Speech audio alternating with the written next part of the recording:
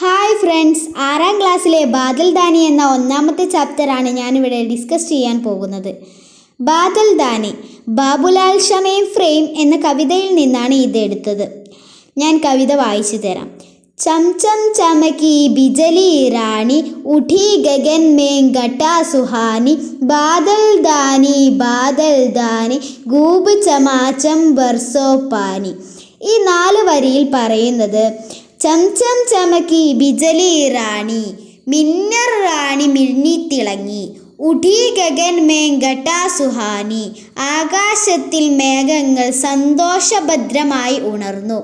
ബാദൽ ദാനി മേഘമേ മേഘമേ. ഗൂബ് ചമാചം ബർസോ പാനി, ധാരാളം ചറപറ മഴ പെയ്യൂ എന്നാണ് ഈ 4 വരിയിൽ പറയുന്നത്.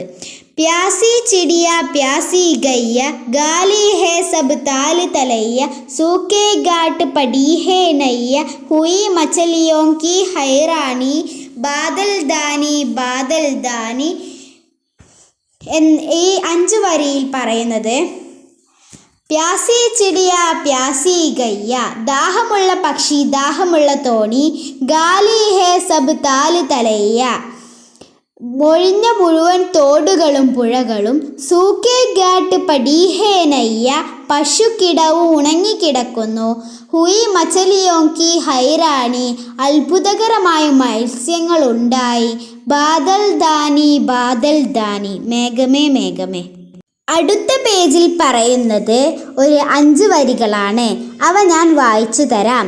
സാങ്കർ സേ ബർബർ ചല്ലാത്തെ ഗാവ് ഗാവ് മേം രസ് ബർസാത്തെ സബ് ജീവോं की प्यास बुझाते ഗർത്തി ഹോ ജാത്തി ഹേ ഗാനി ബാദൽ ദാനി. ആ 5 വരികളുടെ അർത്ഥം: സാങ്കർ സേ ബർബർ ചല്ലാത്തെ, സമുദ്രത്തിൽ നിന്ന് സമൃദ്ധമായ ജലം കൊണ്ടുവരുന്നു. ഗാവ് ഗാവ് മേം രസ് ബർസാത്തെ, എല്ലാ ഗ്രാമങ്ങളിലും നീര് വർഷിക്കുന്നു. സബ് ജീവോं की प्यास बुझाते, എല്ലാ ജീവജാലങ്ങളുടെയും ദാഹം ശമിപ്പിക്കുന്നു. ഗർത്തി ഹോ ജാത്തി ഹേ ഗാനി, ഭൂമി ഒരു ജലസംഭരണിയായി മാറുന്നു. ബാദൽ ദാനി മേഘമേ മേഘമേ. അടുത്ത 6 വരിയിൽ പറയുന്നത് ഫസൽ ഗാൻ കി ഗേത്തോ മഹക്കെ രാഹ് ഘാട്ട് ഹരിയാലി ലഹക്കെ മൻ കിസാൻ കാ ഗായി ചഹക്കെ ദേഖ് ദേഖ് മേൻ ടോൻ തക്ക് പാനി ബാദൽ ദാനി ഗൂബ് ചമാചം ബർസോ പാനി. ആ 6 വരിയിൽ പറയുന്നത് ഫസൽ കേത്തോ മഹക്കെ, വിളകൾ വയലിൽ മുളച്ചു വരുന്നു. രാഹ് ഘാട്ട് ഹരിയാലി ലഹക്കെ, വീണ്ടും അതേ അർത്ഥം തന്നെ അടുത്ത വരിയിലുള്ളത്, വിളകൾ വയലിൽ മുളച്ചു വരുന്നു. മൻ കിസാൻ കാ ഗായി ചഹക്കെ, കർഷകരുടെ മനസ്സ് നിറയുന്നു. ദേക്ക് ദേക്ക് മേൻ ടോൻ തക്ക് പാനി, ആടുകൾക്ക് വെള്ളം ലഭിക്കുന്നു. ബാദൽ ദാനി മേഘമേ മേഘമേ. കൂബ് ചമാച്ചം ബർസോ പാനി, നന്നായി ചറപറ മഴ പെയ്യൂ എന്ന് ഈ പാഠത്തിൽ ഇത്രയാണ് പഠിപ്പിക്കുന്നത്. എക്സാമിന് വരാനുള്ള സാധ്യതയുള്ളത് ഈ കവിതയുടെ കുറച്ച് ഭാഗങ്ങൾ തന്ന് അവിടെ ക്വസ്റ്റ്യനും ചോദ്യവും തരും.